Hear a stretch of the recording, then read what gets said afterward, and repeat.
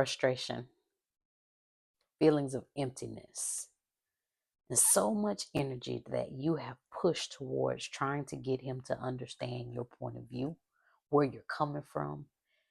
Everything you've tried, nothing has worked.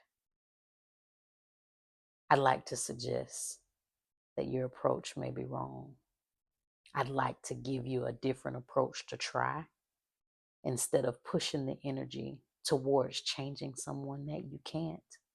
Utilize that same strong energy to empower yourself to change and do the work in you. This is Candy Grant, and welcome to another segment of Monday Morning Movement. And on this segment, we talk about being accountable for ourselves as women to change the way that we communicate so that we do marriage better. We do family life better because we choose to align and elevate our communication so that we may grow and thrive in our marriages and in our family units. I want to talk this morning, ladies, about expectations. And what expectations have you set for your husband that he just cannot fulfill? Could that be the reason why you're so frustrated? Is because he just cannot fulfill this expectation that you have set for him?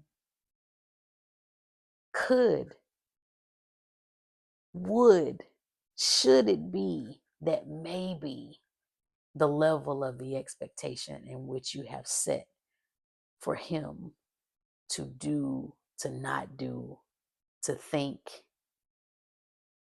at this point in time is unrealistic? Because many times, ladies, if we think about it, before you said I do, was he there? If he's not there now, more than likely he wasn't there when you said I do. Now, I understand life happens, things change. But for the most part, ladies, if we can just be honest with ourselves, many times we are requiring something. We are requiring a level of expectation that we know this man does not yet have. And as a child of God, you as that woman, you are the one that can honor him in that area where you see that growth.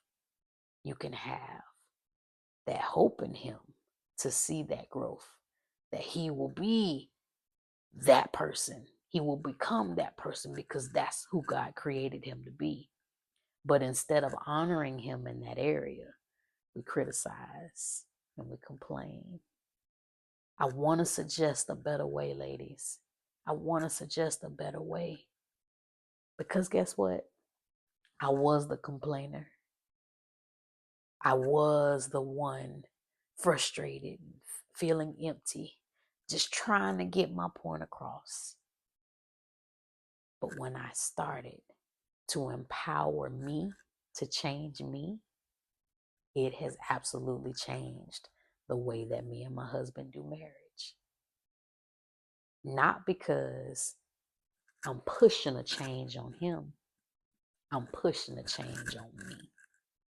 And that's where we have seen transformation, because I have decided to align and elevate my communication so that we do marriage better. No more unrealistic expectations, because guess what?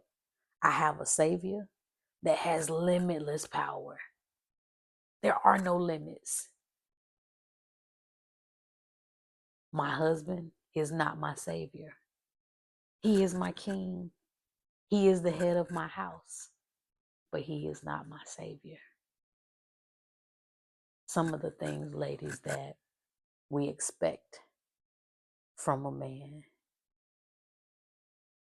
you expect those things from a Savior.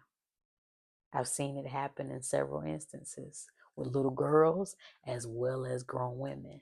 You ask them, hey, what is it that, you're looking for in a man?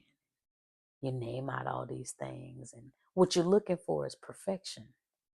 Well, if you're looking for perfection, you got to find Jesus, because that's the only person you're going to find that in.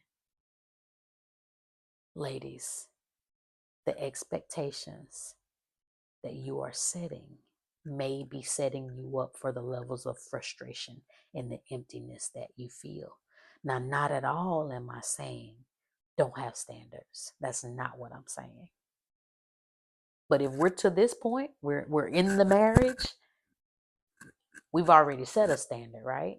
So the standard should have already been made before we said I do, right? So there was already a baseline of something that we have had to have if we're already in the we're married part.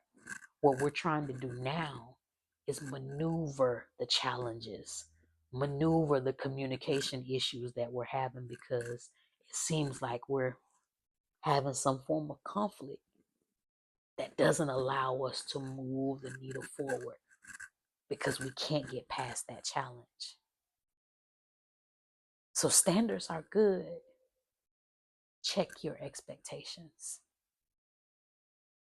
Don't give your husband an unrealistic expectation that causes you to be frustrated for something that you should have never given him that expectation to be. I will give you the charge that if you don't have a savior, Jesus is the one to choose. And I don't mean that in a cliche type way at all. I'm telling you, I live as free as I've ever lived before in my life because I have chosen to love him and I have chosen to let him be the God of my life. My husband is not my savior. My husband is led by our savior. He has to have a savior too. He can't put me in that unrealistic place to be his guide, to be his ultimate comforter, to be these things that are unrealistic.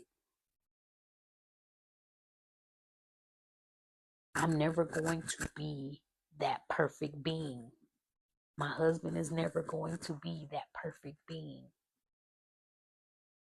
So, ladies, if we are searching for perfection, you are searching for an expectation that I guarantee you yourself don't have. And I don't mean that in a judgmental format. I do not. I mean that in a way that I want us to see that we need to change the way we think so that we change the way that we be and change the way that we do so that we can change the things that we have.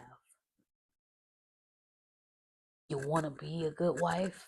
We have to do the things that good wives do. And part of that thing of doing a good thing that a good wife does is not to set your husband up for failure with an unrealistic expectation.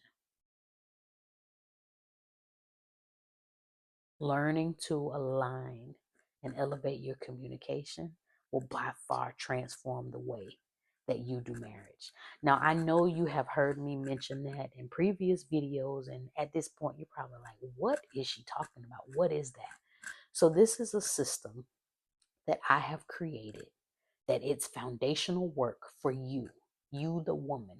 You don't even have to get his participation, it only requires you doing the work.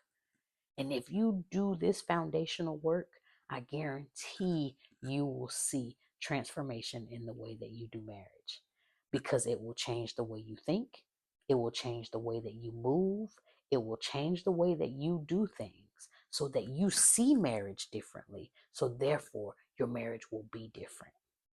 Learning to align your communication first, what that means is to harness your language. And when I say harness, that means to secure it, to take control of it, and to use your language to be able to move your marriage in a forward movement.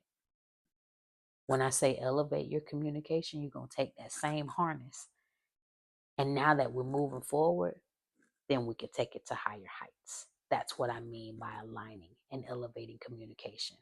Again, I'm going to put it in the description box. I have created the foundational work for the first part of aligning the communication. I want you to check it out. If you feel that this is something that can be useful and beneficial for you to be able to learn 3 simple steps. And I say simple because if you make the decision to do it, it'll be simple. But you have to decide that you're going to do it, and you have to commit to doing the work. If you don't do the work, you won't get the results. There are no extra materials that are needed. You just need this foundational bundle that I provided for you, information that will tell you how you can start this process of aligning your communication.